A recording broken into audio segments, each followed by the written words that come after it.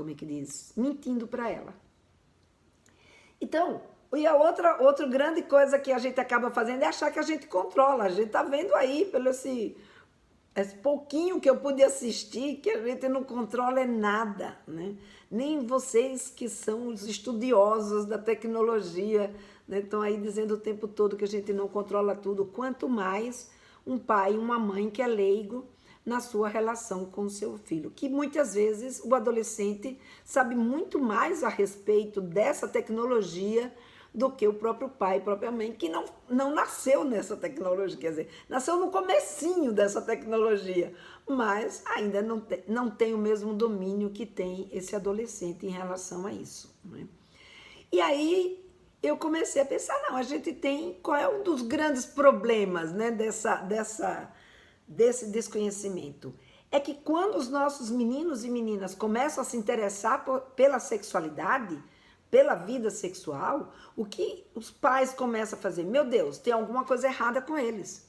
Não era ainda para ser. Como eles têm carinha de criança ainda, estão começando a se desenvolver, principalmente com seus 8, 9, 10, 11, 12, 13, já estão com cara de adolescente propriamente dito. Mas até aí tem carinha de criança. E aí a gente olha para aquelas crianças e fala, não, imagina, isso nem passa pela cabeça deles. De jeito nenhum, eles não estão, sabe, nem pensando ainda em história de sexo, de sexualidade, isso não tem nada a ver com eles, né? Só que tem, porque eles estão entrando na puberdade, essa idade que eles estão entrando na puberdade. E na hora que eles entram na puberdade, tudo muda. Já vem mudando, porque a sexualidade ela não começa só quando eles são adolescentes, né? A gente vai desenvolvendo uma série de características desde quando a gente nasce. Mas nessa hora que os hormônios entraram em ação e transformaram o corpo desse menino e dessa menina, ele não só transformou esse corpo e por gerar essa transformação, gera obviamente dúvidas sobre a própria normalidade deles, porque ninguém muda ao mesmo tempo, na mesma hora. Então ele tem amigo que é mais alto, outro que é mais peludo, outro que é menos peludo, outro que já desenvolveu o peito, a menina que já menstruou, o outro que já ejacula, enquanto a menina ainda, sabe, uma não cresceu, a outra já fez o seu estirão. Então, eles não têm uma referência entre os pares para se certificar que eles estão dentro da normalidade. Mas, diferente de quando eu era púbere, né, que eu não achava informação em lugar algum, a não ser que alguém viesse falar com a gente, que não vinham também, a gente tinha que amargar essa dúvida e nutrir, né, nossas inseguranças. Mas hoje não. Hoje tem o Google, tem a Alexia, tem uma série de sites, de youtubers de todo jeito, que está ali para lhe dar todo tipo de informação que você quiser e precisar hoje. Colocou lá, a informação vem. Então, hoje eles têm onde buscar esse tipo de informação, né? Mas, que informação é essa que eles vão encontrar? A gente vai conversar já já. E eles têm um interesse sexual, porque nessa hora, o interesse sexual, por que eles entram na puberdade? Por que nós tomamos esse banho de hormônio e transformamos o nosso corpo de criança em corpo de adulto?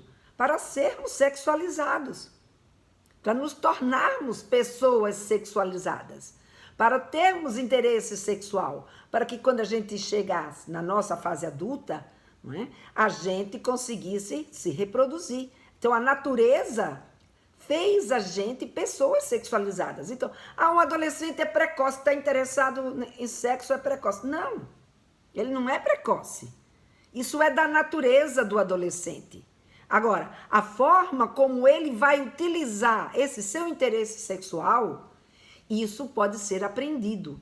Isso pode ser usado de uma forma adequada ou inadequada. Depende da capacidade ou da oportunidade que esse adolescente tenha de poder contar com pessoas próximas a ele que o ajude a adequar os seus sentimentos, as suas novas sensações que estão surgindo nesse momento a partir de tudo isso que está acontecendo com ele, com as oportunidades e o ambiente que ele está inserido. E essa é o nosso grande desafio, né?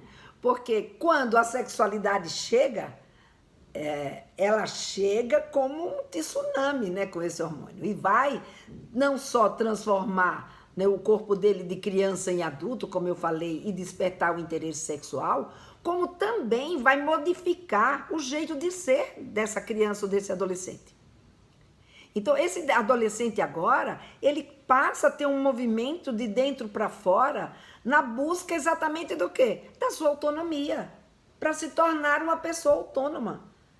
E essa busca de autonomia gera no adolescente uma necessidade dele ficar mais sozinho, dele ficar em casa, ou às vezes ficar junto com os amigos, de buscar os seus pares, né? De estar com pessoas, inclusive diferentes, e ouvir coisas de pessoas diferentes, de buscar, de saber que ele pode ter a possibilidade de encontrar novos conhecimentos que são diferentes daquele que ele até então tem, que é o conhecimento que ele adquiriu na sua casa ou na escola. Mas eles agora querem mais que isso, eles agora começam a buscar esse mundo. O Isamitiba dizia que os nossos filhos, eles têm 2 partos. Na verdade, tem mais que 2 partos, né?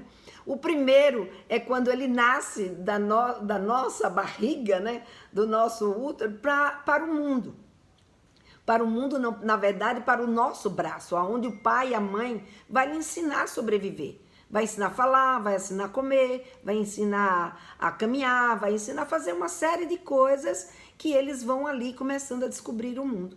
Agora, na adolescência, esse segundo parto é um segundo parto para a sua autonomia, para a sua vida na sociedade, para ele ser ele mesmo, né? Sem precisar da proteção dos pais. Ora, o que vai acontecer com a internet nesse momento? Porque a primeira coisa que o cérebro dele começa a dizer nessa hora é: seja autônomo, ouça você mesmo, faça o que você quer fazer, seja quem você é. Não fica ouvindo todo mundo, não. É você quem tem que tomar decisões.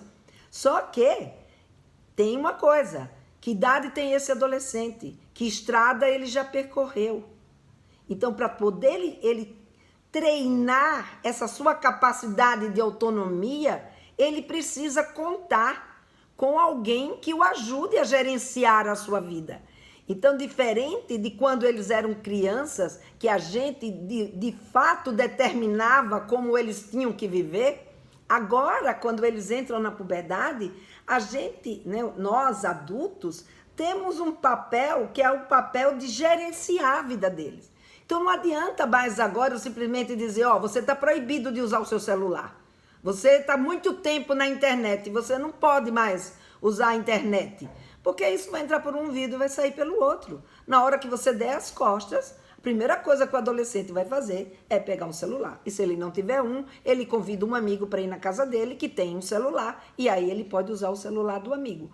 Ou vai para a casa de um amigo e lá na casa do amigo ele tem possibilidade de utilizar o celular do amigo. Então, oportunidades existem muitas. Então, o nosso olhar nessa hora é entender que os nossos meninos, né, como nós também, estamos numa praça pública.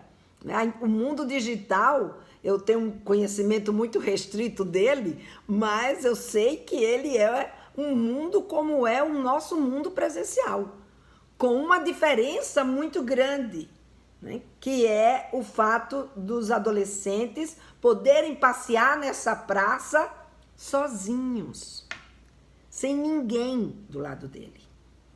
O que ele vai levar com ele é a bagagem que ele pôde adquirir dessa família, né? O que ele pode adquirir, ou se ele puder, nessa praça, contar com a companhia do pai ou da mãe, né? Se ele achar adequado para alguns entretenimentos, para algumas atividades escolares, né? Para algumas coisas que ele queira buscar ali, ou para ajudá-los numa causa social. E se puder contar com esse pai ou essa mãe, para na hora que tiver nos seus entretenimentos, nas suas comunicações com os amigos ou nas suas atividades escolares, contar com essa ajuda, com essa orientação, para eles poderem conviver nesse mundo. Senão, eles vão ficar vulneráveis nesse mundão aí que é o mundo digital, né? Um mundo que a gente sabe ainda quase nada dele.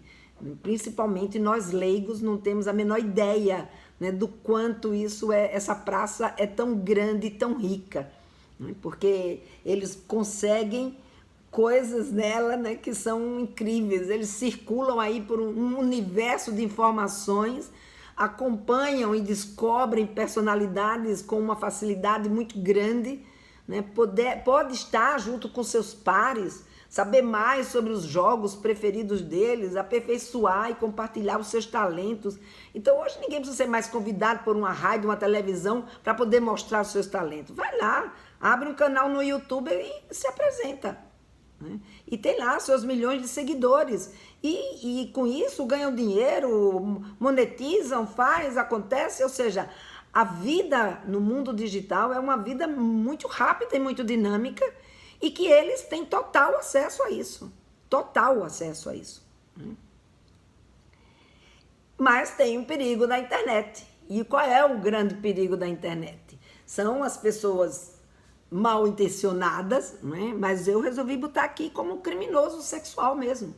Porque do mesmo jeito que existem os criminosos digitais, como vocês acabaram de colocar aqui, a gente tem o criminoso sexual. E esse criminoso sexual, diferente do que muitas vezes a gente imagina, a gente acha que são os pedófilos, são as pessoas que são, né, doentes mentais, que vão lá e que vão atacar e que vão fazer... Não! São pessoas que vivem numa sociedade como a nossa, são pessoas que nessa sociedade não aprendeu a respeitar o próximo. É uma coisa tão básica, mas é o que motiva, é o fato deles não terem a consciência, não terem o respeito pelo outro.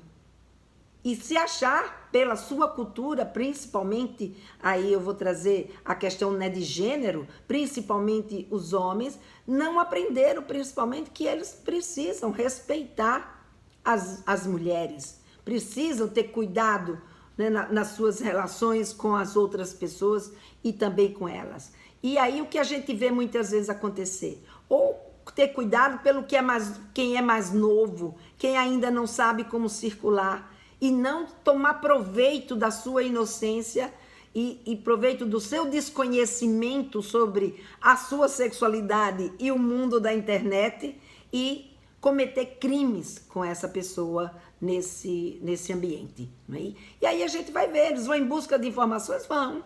Que tipo de informação tem? Tem de todo tipo. Tem das pessoas que nem são mal intencionadas, mas que estão ali, não é? Querendo ajudar ou acha que tem talento e que pode fazer aquilo, mas você vai encontrar também informações positivas, informações baseadas em estudo, pessoas que são especialistas e que estudaram e que têm informações positivas, mas tem informação de todo jeito. Quem vai discernir qual é a informação boa e qual é a informação ruim? Se você tiver uma capacidade crítica para analisar aquela informação e julgar se aquela informação é uma informação que é, como é que diz? É uma informação fidedigna, ou se aquela informação é uma informação fake, é uma informação que está errada. Né? Coisa que durante a adolescência é muito mais difícil para o adolescente ter essa capacidade de fazer essa triagem, porque ele está desenvolvendo a sua capacidade crítica. Ele ainda não está com essa capacidade desenvolvida. E ele precisa da ajuda e da orientação, né, dos seus pais ou outros educadores, orientadores, que os ajudem a fazer esse tipo de análise. a gente vai ver um outro ponto extremamente importante, que são os relacionamentos. Então, a gente tem aí possibilidade de se relacionar pela internet, né, com quem a gente quiser e bem entender. E a gente tem a pornografia. E a gente tem esse criminoso sexual circulando, né, por todos esses ambientes. Então, você pega, por exemplo, na questão das informações.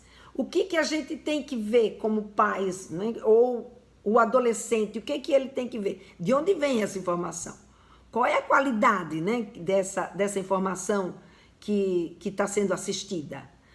É uma informação verdadeira? Hoje já tem aí uma série de aplicativos e tal, que você coloca lá, já lhe disse, é fake news, se não é, não é? Mas você vai contar aí com informações que podem ser verdadeiras, outras que são informações falsas. Outras não é nem que seja falsa, mas não é que foi propositadamente colocado como uma informação falsa, mas ela é dita por pessoas que os nossos adolescentes admiram, né? Que eu chamo aqui de youtubers leigos, que eles viveram uma experiência, por ter vivido aquela experiência. Então, por exemplo, eu tenho muitas mães que hoje chegam para mim e colocam: Lena, eu estou muito preocupada, minha filha disse que ela é bissexual. Aí o meu filho disse que ele é bissexual. Lena, minha filha só tem 11 anos, disse que é bissexual. Então, essa fala do é bissexual, eu entrei, vou ver o que estão dizendo os youtubers estão falando de bissexual. Eu vejo, na verdade, eu não fui nem pelos youtubers. Eu digo, deixa eu ver o que o YouTube está falando sobre isso. E eu fiquei impressionada com o número de youtubers leigos que se diziam bissexuais e que se colocavam como bissexuais e que orientavam outros adolescentes e outros jovens sobre a bissexualidade a partir de um conhecimento da sua própria experiência. E não um conhecimento de fato de como se dá o desenvolvimento da orientação sexual. E isso me deixou preocupada, porque é isso que o adolescente está assistindo. Muitas vezes ele tem ali um youtuber que ele admira e que ele vai atrás, não, ele diz um monte de negócio legal. E óbvio, tem muita coisa, né, adolescente, que é bem legal, porque ele está falando daquilo que a gente quer ouvir. Está falando aquilo que a gente gostaria de viver, ou está conseguindo colocar coisas que o adolescente ainda não se sente pronto para fazer ou falar. Então, a gente acaba admirando. E essas informações, em vez de ajudar, ela acaba atrapalhando esse desenvolvimento pessoal. Não que vai transformar alguém, porque eu vi um youtuber falar de bissexualidade, meu filho vai ser um bissexual. Não. Mas ela pode estar falando, por exemplo, de uma característica da bissexualidade que pelo fato daquela adolescente estar passando por um momento, por exemplo, uma menina de 11 anos. É muito comum ela dizer que ela é bissexual. Por quê? Porque ela ouviu dizer que bissexual é aquela pessoa que gosta tanto de menino quanto de menina. E aí ela está vivendo um momento que é um momento que ela está construindo a sua identidade feminina. E ela, nessa construção, ela vai buscar referência em quem? Na sua grande amiga.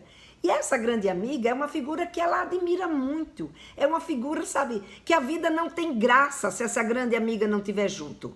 E ela confunde os sentimentos. Então ela ouve uma youtuber leiga falando do que qual é o sentimento de uma bissexual, que coincide com o sentimento que ela está tendo naquele momento por essa grande amiga. E aí ela diz, eu sou bissexual, mas nunca beijou ninguém, nunca namorou ninguém, nunca ficou com ninguém, nunca teve um relacionamento afetivo e sexual com ninguém. Então, muitas vezes, essas informações que a gente recebe de uma forma, num volume tão grande, de uma forma atabalhoada, se por um lado nos dá hoje essa possibilidade, né, e essa coisa legal da gente ter acesso à informação, por outro, se a gente não pode contar com alguém que nos ajude a filtrar, que nos ajude a entender o que a gente está ouvindo, não é? A perceber se há qualidade naquele conteúdo que eu estou ouvindo, isso pode ser mais confuso. Inclusive de especialistas, não é só dos leigos, não. A gente às vezes vai encontrar especialistas que falam um monte de coisa e que essas coisas também às vezes não entram no entendimento, não é numa linguagem adequada. Por exemplo, hoje mesmo eu estava fazendo a minha live e uma mãe disse, não, o meu filho tem 15 anos e estava assistindo uma sexóloga que estava falando sobre atividade sexual e que essa atividade sexual que ela estava falando, eu achei que estava muito pesado para ele.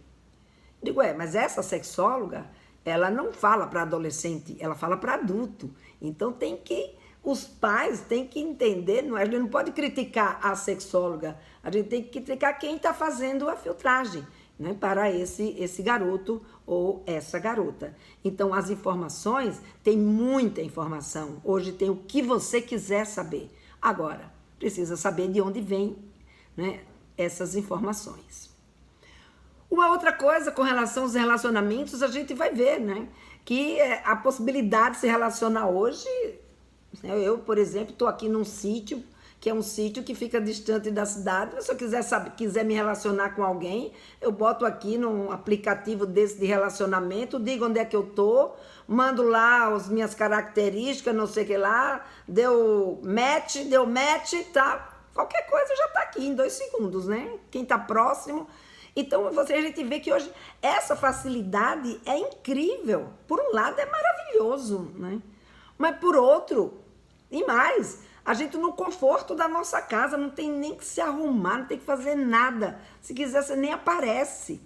Então, no seu conforto, você pega um celular, você pode estar hoje com quem você quiser. Como eu estou hoje aqui, com um monte de gente que eu nunca nem vi na minha vida, né? E a gente pode estar aqui, eu estou aqui num sítio lindo, maravilhoso, aqui em Maceió, e todo mundo aí espalhado, não sei nem eu de onde vêm as pessoas, mas enfim, a gente pode fazer isso hoje. Isso nos salvou na pandemia, essa possibilidade da gente estar em contato com as pessoas através da internet. A gente pode conhecer pessoas que correspondem exatamente àquela expectativa que eu quero. Ah, não, eu quero encontrar alguém que seja, sabe, que goste de dançar, eu quero encontrar alguém que goste de ler, que goste do jogo A, B ou C, eu já vou lá direto, né? Ponho lá, pessoas que gostam de X, aparece tudo lá. Então eu não tenho que ficar gastando saliva, né? Gastando reza com santo que não vale a pena, né? Como diz a história. Eu já vou direto no que me interessa, né? Então, mas conheci, não gostei também, deleto na hora. Ai, caiu a internet. Beleza, sabe? Tem justificativa melhor do que essa? Dou uma sumida, né? Viro, como é que é a história? Vira alma, não, é fantasma, né? Vira fantasma, vai não sei o quê. Enfim, tem um monte de recursos para você sumir da vida do outro na hora que você quiser sumir da vida desse outro, né? E melhor, né? Conhece melhor aquela pessoa que você está querendo se relacionar com ela, porque através da internet você pode saber mais coisas sobre ela, inclusive conversar antes de entrar, né, no contato direto, no toque direto, na possibilidade mesmo de interação. Mas, obviamente, que a internet também dá possibilidades. Claro, ela não dá a possibilidade de eu tocar, de eu cheirar, de eu sentir o cheiro, de eu sentir o abraço, de eu sentir, né, o aconchego do outro, mas ela me dá possibilidades de acionar outros gatilhos de excitação que possa provocar essa inter-relação sexual. Que é, no caso, aí os nudes, né, os sextings, enfim, todas essas possibilidades, né, a própria conversa, né, por vídeo, a próprio acesso a como é que diz, entrar em contos ou em vídeos juntos e assistirem vídeos de pornografia juntos. Enfim, tem N possibilidades também de convivência desse casal através da internet, não é? Obviamente que isso, por um lado, limita esse seu desenvolvimento pessoal, mas por outro é uma possibilidade de relacionamento. E como disse o Matias, não é porque tem riscos que a gente não vai viver. A gente vai viver. Mas é importante que a gente saiba o que, que a gente ganha e o que, que a gente perde, para a gente não achar que só existe essa forma de relacionamento. Da mesma forma que muitas vezes as pessoas que ainda não estão no mundo digital, que hoje é uma minoria, ou mas estão no mundo digital, mas nunca experimentaram relacionamentos no mundo digital, achar que só o relacionamento presencial é que funciona, é que vale como um relacionamento afetivo e sexual. Então, por exemplo, né, também saber que sua filha não, ela não está na rede social, ela não está assistindo pornografia, ela está só num bate-papo ali no WhatsApp. O que é com quem? Né? O que é que ela está dizendo com quem que ela está falando? O que está rolando? Né? Porque pelo WhatsApp agora também rola tudo que a gente quiser. Então a gente precisa saber, né, que tipo de interação é essa que está acontecendo dentro desses aplicativos. E a gente tem aí a pornografia. A pornografia que é o que mais assusta os pais, é quando os pais de fato tomam ciência, né? E é o que mais incomoda os adolescentes, porque aí cria um conflito, né, de pais e filhos, que fica uma coisa mais declarada, né? Mas o que eu vejo em geral é exatamente uma postura dos pais no sentido da proibição. Não, eu já proibi, mas quando eu vejo, ele está lá assistindo pornografia. Eu tirei o celular, mas quando eu vejo, ela está lá, sabe? Eu vejo que ela puxou um vídeo pornográfico. Então, gente, proibir não é a melhor solução. Você pode controlar sim, buscar todos os recursos possíveis de controle, né? E até dizer que isso não é adequado, não é para ser, mas o que a gente tem que fazer com os nossos meninos e as nossas meninas, e os nossos meninos e as nossas meninas precisam fazer, é buscar entender e desenvolver a sua capacidade crítica, para entender. Então, quando a mãe, o pai vem conversar com um adolescente, porque ele ficou abismado e às vezes até chocado que o filho naquela idade, com 11, 12 anos, já estava querendo assistir pornografia, muitas vezes não é porque o pai quer ser chato, nem porque a mãe quer ser chata, não é?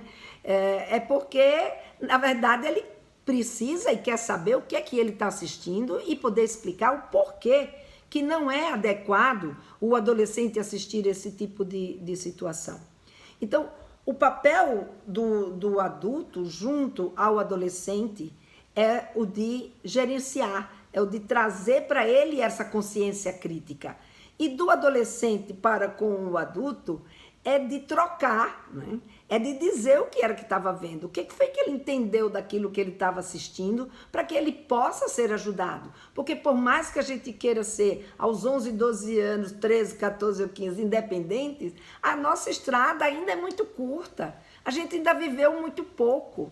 Tem muitas lacunas de aprendizagem, de conhecimento, que o pai ou a mãe pode preencher e ajudar a gente a enxergar com muito mais clareza e poder identificar uma situação de risco, que é aquilo que a gente mais quer, é proteger, né, as nossas pessoas queridas dessas situações de risco. Então, entender, a pornografia, ela é um entretenimento, né, que usa o relacionamento sexual, e o relacionamento sexual, ele é algo extremamente excitante. Ele prende a atenção mesmo das pessoas e vai fazer com que as pessoas queiram mesmo assistir. Por quê? Porque ele aciona ali esse gatilho da excitação. E essa sensação de excitação provoca uma sensação de bem-estar.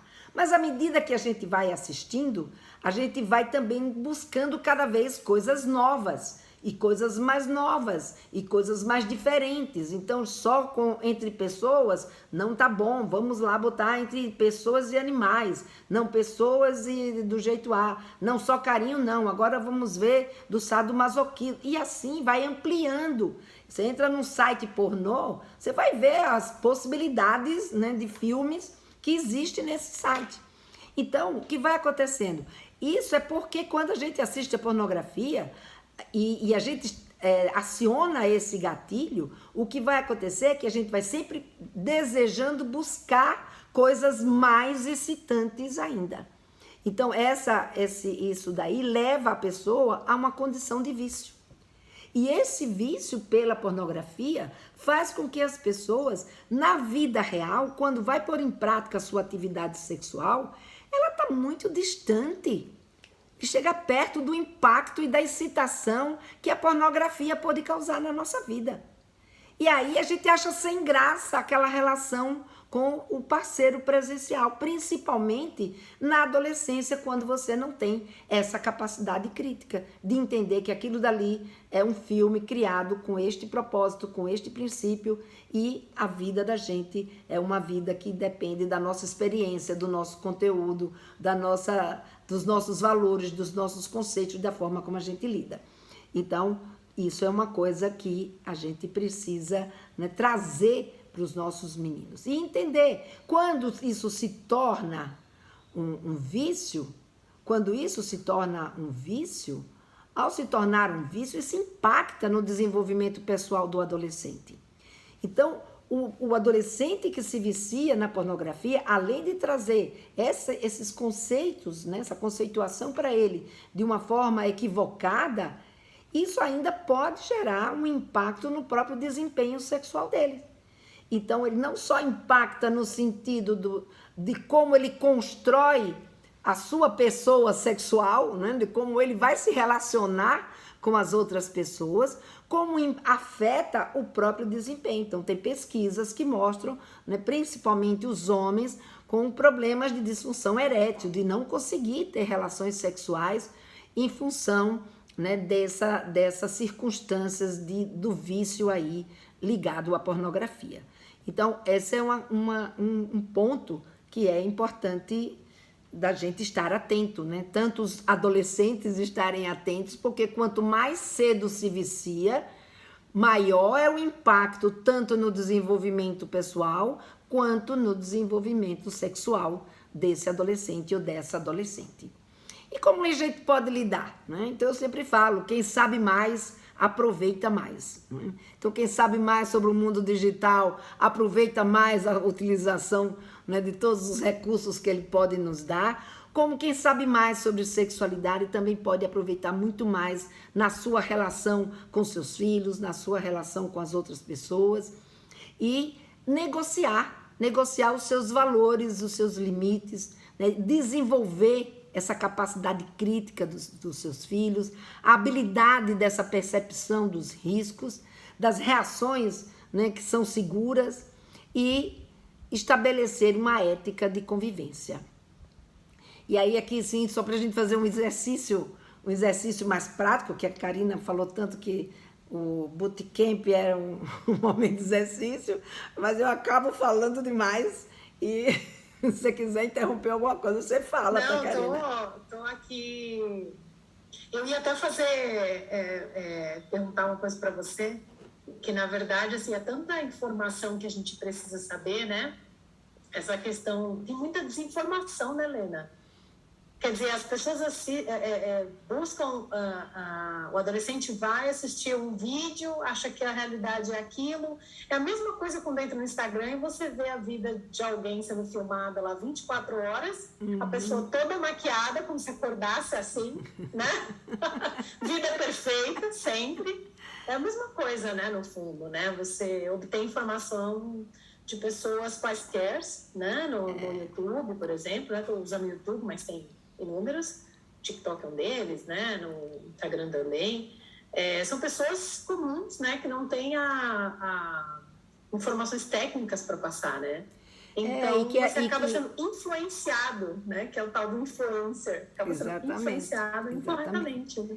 E tem outra coisa, né? A gente também não sabe o que está por trás daquelas câmeras.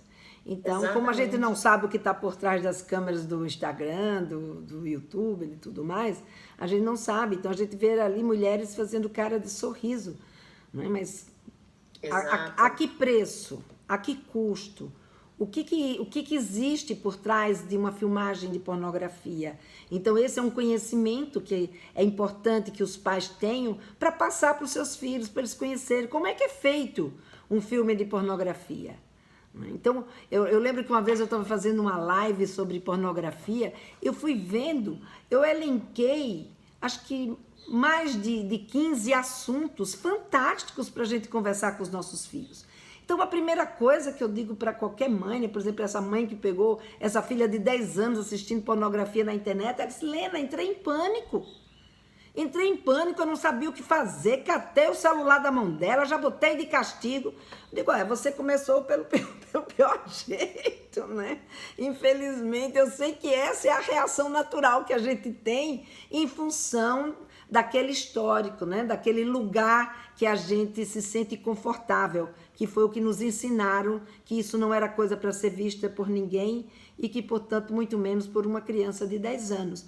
E se isso está acontecendo, a referência de educação que a maioria de nós recebeu foi a referência do castigo, a referência do brigar, a referência do recolher.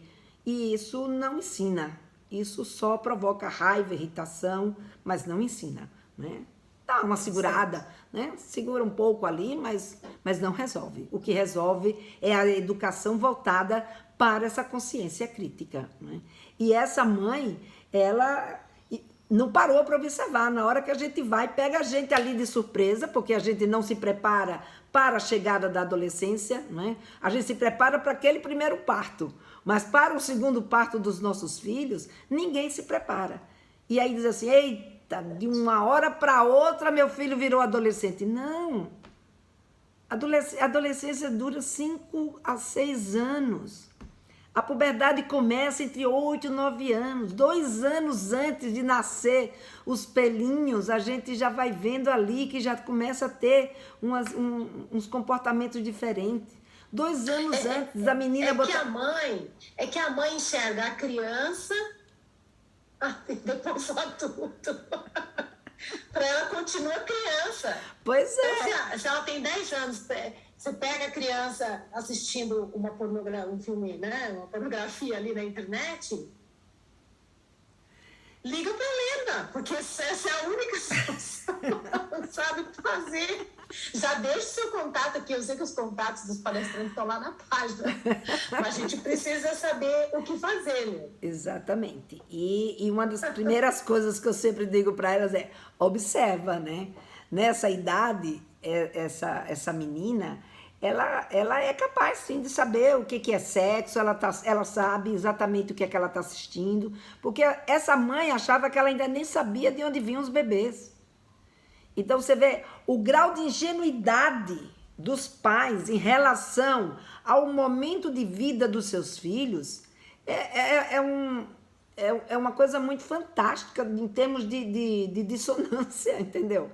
A gente não pode mais viver num mundo onde a gente idealiza que os nossos filhos, né, é uma coisa. Aliás, ontem eu quis muito assistir A Minha Mãe é um Saco, não é? E depois o Tiago me situou um pouquinho sobre o que ela contou, porque ela retratou exatamente essa ruptura entre o imaginário e o real.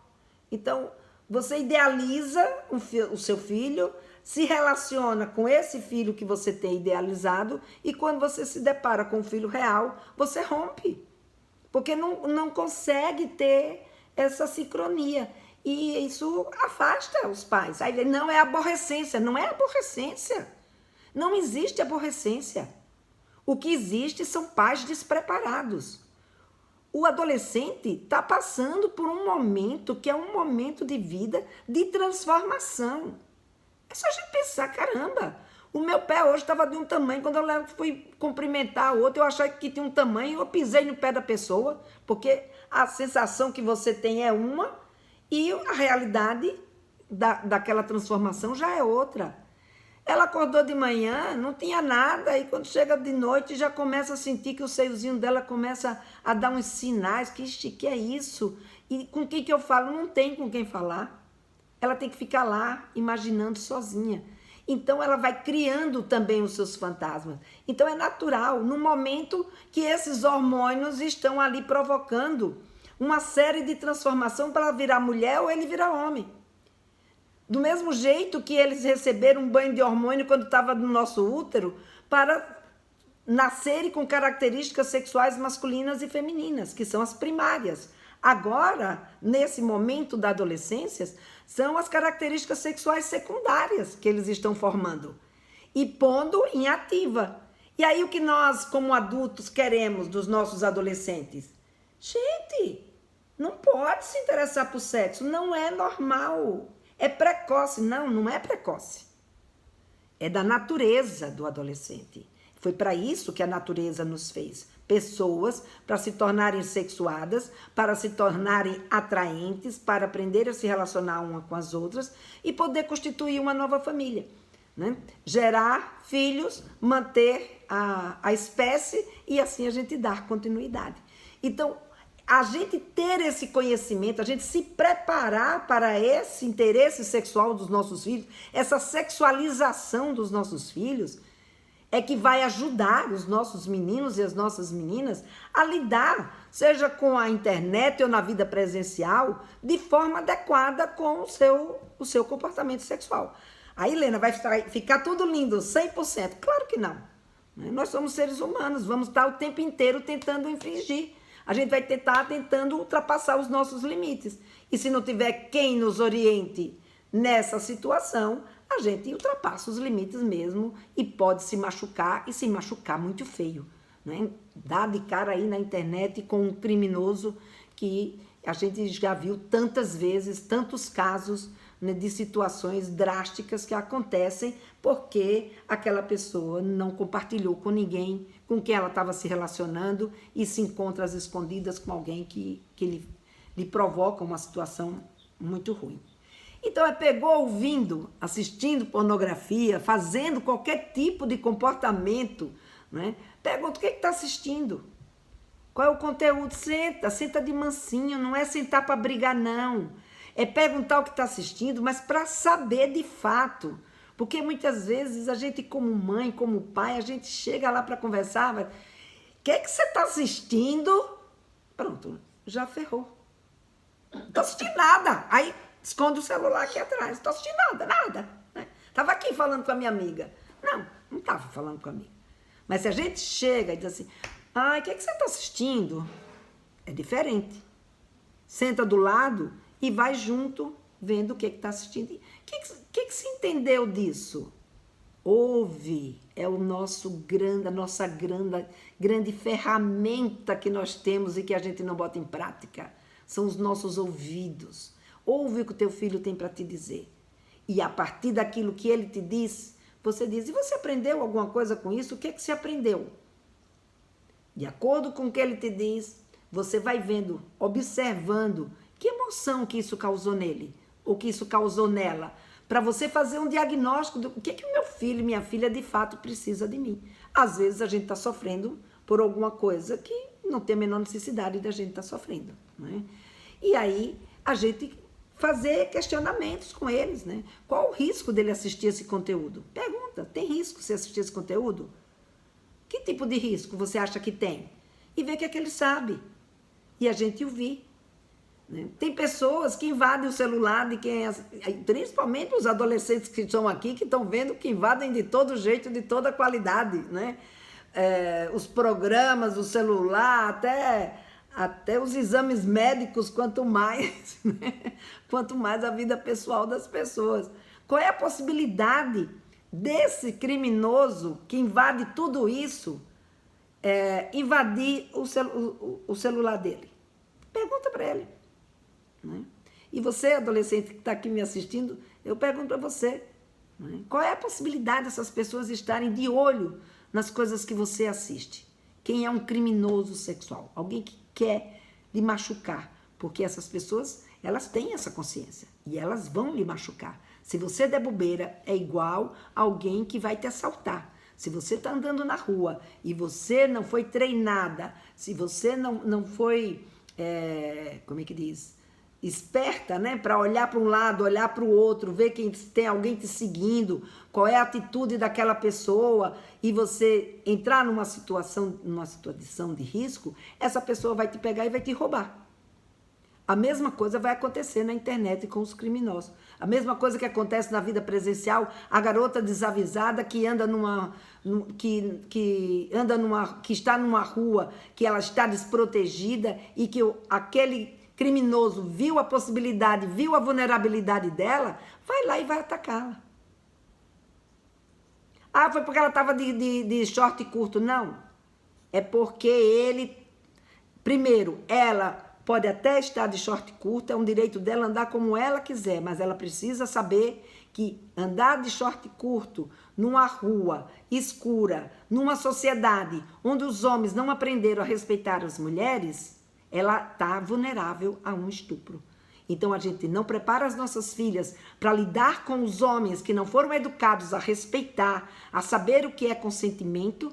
Ao mesmo tempo, não preparamos os nossos meninos para terem respeito e saber o que é consentimento. Então, se a gente vive numa sociedade que tem esse equívoco, né, ou né, essa situação terrível, a gente precisa mudar a forma como estamos criando os nossos meninos para lidar com as outras pessoas, né, a respeitar o outro e a preparar as nossas meninas para a gente destruir pela raiz esse crime, essa cultura do estupro, né? Mas aí eu já saí aqui, já embarquei para a história. Mas enfim, a gente precisa preparar também na internet. Tem que saber com quem é e como é que está conversando. Então é questionar. Qual é a possibilidade de uma pessoa que, se você acessa pornografia, se você acessa sites com esse tipo de conteúdo, qual é a possibilidade? E deixa ele responder. Às vezes a gente tem a resposta, mas não dê a resposta. Deixa eles responderem. Né? Aí só falta 10 minutinhos, estou terminando. E aí, que exercício a gente faz para eles desenvolverem esse pensamento crítico? Pergunta, se fosse comigo, isso que você viu? E se fosse com a sua amiga? Se fosse com você? E deixa falar, gente.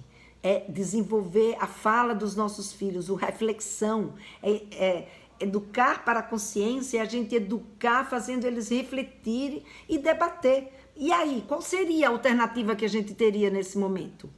Que coisas a gente poderia fazer para evitar isso? Então, o resultado dessa conversa é a ética de convivência daquela família. Então, não existe uma receita de bolo, porque cada um tem os seus valores, cada um tem as suas expectativas.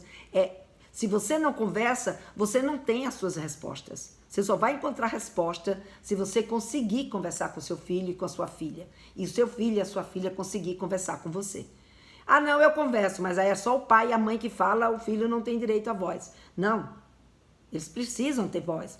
Porque quando você dá voz aos seus filhos, quando o adolescente pode participar... Ui, tem um bicho aqui em cima de mim. Quando o adolescente pode participar dessa negociação, é muito mais fácil deles cumprirem com aquilo que ficar acordado. Depois a gente diz, não, eu já disse, ele não pode fazer isso, não pode fazer aquilo, não pode fazer... Aí ele vai e faz tudo aquilo. Mas não foi ele que disse, quem disse foi o pai, foi a mãe. Agora, um acordo de convivência que seja traçado, uma rotina de convivência que seja traçada a partir da construção de ambos, é muito mais fácil dessa rotina ser cumprida do que uma rotina que é estabelecida apenas unilateralmente. Então, essa é a mensagem, né, que eu quis trazer aqui para vocês. E acho que ainda temos 8 minutinhos. Se tiver alguma pergunta, se alguém quiser comentar alguma coisa, eu estou aqui à disposição de vocês. Deixa eu ver se tem alguma coisa aqui no chat. Esse tema, ele deixa a gente pensando, sabe? Que bom! Eu tenho adolescente, eu tenho criança de 3 anos. Então, é difícil, acho que até para o adulto, muitas vezes, conversar sobre isso, né? Imagina com a criança. Sim. Então, e a internet é o que você falou, Lena, tem tudo na internet, absolutamente. E aí tem um monte de gente virou professor na internet. Então, precisa ver a qualidade desses professores, né? O que as crianças estão aprendendo mesmo. Mas é complicado, eu acho que a conversa aberta é o ideal, né? tem que estabelecer essa comunicação mesmo, porque senão nenhum dos lados vai aprender, nem entender como funciona o outro, né? No final, o que está acontecendo, né? Exatamente. E uma das coisas que eu vejo aí é que a gente sempre vê assim, mas é muito difícil, né, da gente conversar, você falou assim, mas é difícil a gente conversar entre adultos, quanto mais a gente conversar com os nossos adolescentes. Mas é difícil porque a gente acha que tem que trazer uma conversa pronta. Quando a grande chave, né, para a gente, vou usar aqui a palavra, né, aqui da internet, para hackear a mente dos nossos filhos, né, e trazer eles a essa tomada de consciência, é a pergunta. Não é o que você traz pronto, mas é o que você consegue ouvir dos teus filhos. Então, esse é o principal, que a gente não tem desenvolvido. A nossa escuta é muito ruim. Então, é importante a gente desenvolver essa escuta para poder eles trocarem com a gente, senão... Vamos perguntar para os adolescentes. Vocês acham que a nossa escuta é muito ruim? Não, você já deu pronto. Você tem que perguntar assim, o que é que vocês acham... o que é que vocês acham da escuta dos adultos? O que vocês acham da escuta dos adultos? Adolescentes, por favor, alguém tem uma opinião sobre isso? Eu estou aprendendo um monte aqui. Nossa, muito bom, muito bom. Depois dessa semana, todo mundo que está aqui não será a mesma pessoa. Seja Verdade. em qualquer assunto. Amanhã, sites de pornografia aqui em casa estão liberados para a gente entender o que está acontecendo. Não exagere, tá, Karina? Aí vira o adolescente e fala, mãe, já está liberado faz tempo. Péssimo, vai ser pior. Mas é isso mesmo, acho que a lição que fica é justamente, né, como até outra palestra que a gente assistiu ontem da Márcia Belmiro falava, né, são as boas perguntas, né, que a gente precisa fazer e estar preparado para realmente escutar. Isso. Helena, tudo que você trouxe totalmente pertinente com o que a gente está falando dessa questão de segurança, né, não é só cyber que é importante, tem muito mais coisa envolvida no desenvolvimento das crianças e dos adolescentes, né? Então, tudo que a gente puder se informar, se preparar para realmente, né, trazer para a modernidade um pouco, né? Qual é o melhor modelo atual para a gente lidar com tudo isso? Então, é isso que a gente realmente está aprendendo aqui e agradeço muito aí seu conhecimento durante essa palestra aí para todo mundo. Obrigado mesmo. Eu que agradeço aí essa oportunidade, que eu também estou aprendendo bastante aqui sobre segurança na internet, né? E acho que é por aí, né? A gente muitas vezes vem com aquele saudosismo para os nossos adolescentes, né? Do tipo, bom mesmo era a minha infância, que não tinha internet. Bom mesmo nada, entendeu? Bom mesmo é a infância de cada um. Quer dizer, não é que é bom mesmo nada. Tudo bem para a sua época, mas para agora, para o adolescente, é isso que ele diz, bom mesmo nada, não sei viver sem internet. Se o adulto que não nasceu com a internet não consegue mais viver sem internet, quanto mais o adolescente que já nasceu nesse mundo virtual. Então, esse adolescente, você dizer uma coisa, é muito chato. Agora, óbvio, a gente pode e deve equilibrar as coisas sem dúvida nenhuma. Tudo que é só de um lado pesa muito e destrói. Então, a gente tem que equilibrar. E cabe aos adultos fazer esse equilíbrio. Não vamos esperar que o adolescente por si só... Nada contra o adolescente, não. Eu estou aqui reconhecendo o momento que ele se encontra. Ele não tem condições ainda, pela sua pouca estrada, de tomar a decisão. Não, já deu hora de internet, agora eu vou parar. Tá? Maior papo lá com o amigo e ele vai dizer, agora eu vou parar. Não vai parar. Porque a gente sabe que quando a coisa está boa, é muito difícil da gente parar. Então, mas tem que estudar. Mas o estudo depois eu deixo para depois, porque o estudo muitas vezes vem numa condição que não é tão legal. E assim por diante. Então, eles precisam, né, que a gente os ajude a gerenciar. Mas gerenciando, não definindo e dando pronto para ele, né, o que ele tem que fazer da vida dele, porque ele também tem vida própria. Ele sabe o que ele quer. E precisa compartilhar se o que ele quer é possível e viável. E para isso, contar com os pais, que é a pessoa que mais os ama, que mais quer, né, tudo de bom e de melhor para ele, é tudo de bom. É a pessoa que a gente tem como referência. Mas para isso, os pais precisam fazer jus a essa referência, que é se informando. Tanto no mundo digital quanto da sexualidade. Lena, super obrigada, muito bom te ouvir sempre. É uma honra ter você aqui nos explicando essa questão tão que muitas vezes é um tabu para muita gente, né? Tão complicada, assim, da gente às vezes não para pensar, mas tem tanta, assim, a gente tem que no final entender que as crianças, os adolescentes estão aprendendo absolutamente tudo na internet, até hackear, como disse Matias, né? Então, muito obrigada por você ter tido esse tempo de vir aqui, passar toda essa informação para nós. O Thiago passou aqui sua rede social, porque todo mundo vai te pedir ajuda. Estou à disposição.